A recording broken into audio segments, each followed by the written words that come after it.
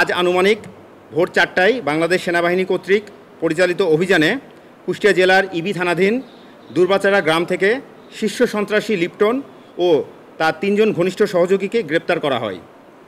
অভিযানকালে সর্বমোট 60টি বিদেশি অস্ত্র, যার মধ্যে 6টি বিদেশি পিস্তল এবং 1টি বিদেশি লং ব্যারেল গান সহ 10টি pistol magazine, 33 round 9mm ammunition, 50 round 7.62 millimetre ammunition, 36 round 12 bore ammunition এবং 21 রাউন্ড খালি কার্তুজ সহ 10টি দেশীয় ধারালো অস্ত্র, 3টি ক্লিনিং কিট এবং 1টি পিস্তল কভার, এছাড়াও 8টি শিল্ড এবং 6টি বল্লম উদ্ধার করা হয়।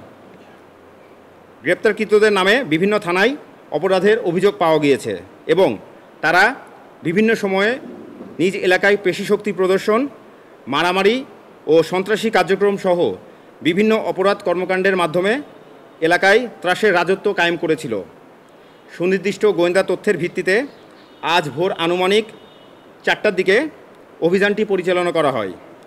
অভিযান দলের দক্ষতায় কোনো প্রকার ক্ষয়ক্ষতি এবং নাশকতা ছাড়াই অপরাধীদের গ্রেপ্তার করতে সমর্থ হয়। মাঠের অলরাউন্ডার আমি, আর ঘরের allrounder Tilex. Tilex toilet cleaner, clean মানেই টাইলক্স।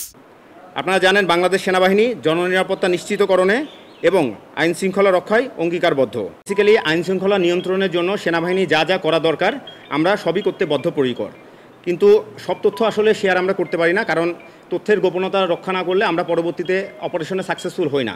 তো আমাদের কাছে বিভিন্ন ধরনের তথ্য আছে, আমরা তথ্য যাচাই বাছাই পূর্বক আমরা বিভিন্ন ধরনের অভিযান পরিচালনা করি।